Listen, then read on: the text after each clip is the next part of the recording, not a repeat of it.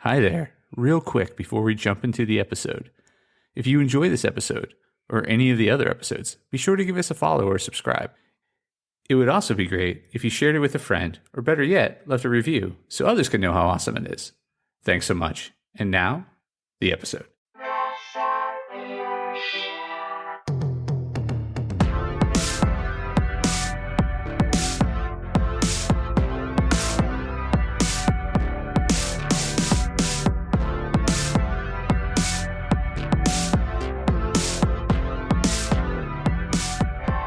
Hey there, Press Starters, and welcome to the Press Start Leadership Podcast, the podcast about game-changing leadership, teaching you how to get the most out of your product and development team and become the leader you were meant to be.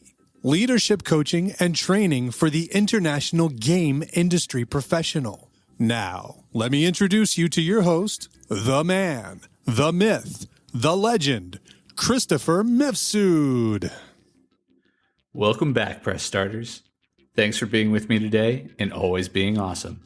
This week, we are discussing a couple of fun topics. First up is real talk. Sometimes the problem is you, and what to do about it. A great quote from an unknown source. You don't inspire others by being perfect, but by how you deal with those imperfections. I'm not a perfect person. Chances are, neither are you. But I do strive to keep learning and growing. And that's the most important thing you can do in life and as a leader.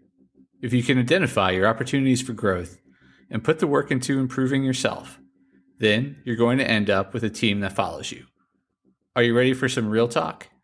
Here's how to do it. Check yourself. If you catch yourself saying or thinking things like, all my exes are crazy, all my bosses are assholes, or all my employees are idiots, chances are you're part of the problem. You were likely involved in the process of choosing your partner, your boss, and your employees, so you had an opportunity to figure out the fit. This is especially true if you are the employer, because you are always usually the hiring manager. All these relationships are reciprocal, so start by identifying the role you play in them. Commit to change. If you're sincere about change, and you really have to want it if you're going to make a change, you not only have to identify and admit to the problem, but commit to fixing it as well. If you're wishy-washy or don't care about changing, it won't work. Habits are hard to break, and if you're going to break them, you need rock-solid willpower. Ask for feedback. If you're sincere about changing, but aren't sure where to start, ask. You won't have a problem getting the feedback you need from your peers and bosses. Trust me, people are always more than happy to tell you how you can make their lives better. So tamp down that ego and ask away. Change your perception. The only thing we can truly control in our life is our own perception. If things aren't working out the way you'd hope, your own mind is often the best place to start. Perhaps you think your performance is more important than anything else, but you've gotten feedback that you're not taken seriously because of the way you dress. What if you tried letting go of your old thoughts and open your mind to this new one? You might be surprised by how you feel after trading in the t-shirt and sweatpants for a pair of jeans and a blazer. Change their perception. Once you find out what people's friction points with you are, it is possible to change them, but you might have to swing the pendulum all the way to the other side. When you break people's trust or disappoint them, it's necessary to overcompensate for a while if you want to win them back over. If you are late a lot, being on time isn't enough. Show them you care by arriving early. If you have underdelivered, start going above and beyond. Do a little more for a while, it never hurts to be considerate. And there you go, some real talk. Let me know if you've ever had to face this problem before in the comments. How'd you handle it? All right, and now on to our next subject today. Open to everything, attached to nothing. My guiding principle as a leader. Wayne Dyer said, "Have a mind that is open to everything and attached to nothing." While Wayne Dyer is known more as a great spiritual thinker than a keen business mind, I find this quote more applicable than almost any other to my life as a leader.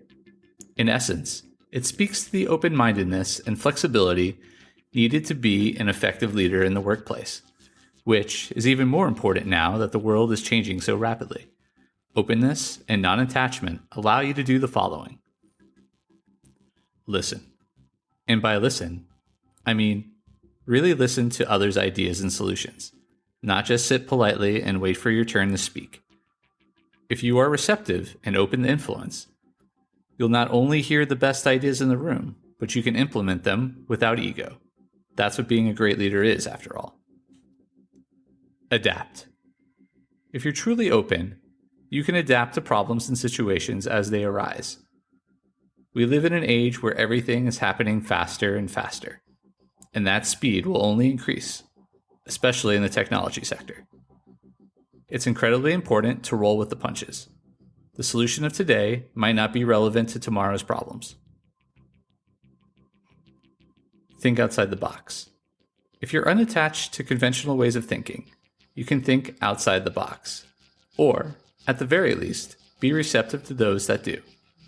Don't let a singular experience or belief hold back the next big idea. If a dog bit you once, it doesn't mean all dogs will bite you. So don't let one bad experience cause you to miss out on all the future puppy cuddles. It's okay to be cautious, but don't let your fears keep you from trying new things. Plus, opening your view to embrace others' ideas also allows you to delegate the undertakings to those ideas. Think inside the box. Sometimes it's just as important to be open to traditional thinking. Try to avoid phrases like, "We've tried that already," "That won't work," or "That's not the right process." It may not be, or new circumstances may make the idea worth a revisit. Look at what's changed before throwing an idea out the door. Are there new factors? Was there buy-in when you tried it before? Was there a different team or leadership in place? While I'm not suggesting you do something over and over again expecting different results, I do suggest opening the door to the thought. Even one variable can make a difference, and just like Jinkos, ideas can always come back in style. All right, that's this week's episode of Press Start Leadership Podcast. I hope you enjoyed, and as always, thank you so much for being awesome. Till next time, Press Starters. And thank you for pressing start. If you haven't downloaded my free ebook, 5 Heroic Leadership Skills, click on the link in the description. Tune in next week for your next episode of Press Start Leadership Podcast. Thank you. Oh, hi there. The episode's over, but thanks for sticking around till the end. If you're on the quest to elevate your team's leadership, production, or game design capabilities, I'm here to assist. Leveraging extensive experience and a strategic approach, I offer personalized audits, bespoke workshops, and leadership retreat facilitation to drive your team toward excellence. My commitment is to provide efficient, reliable, and proven support, ensuring you have the tools and insights needed to thrive. Ready to unlock your team's full potential and achieve unparalleled success?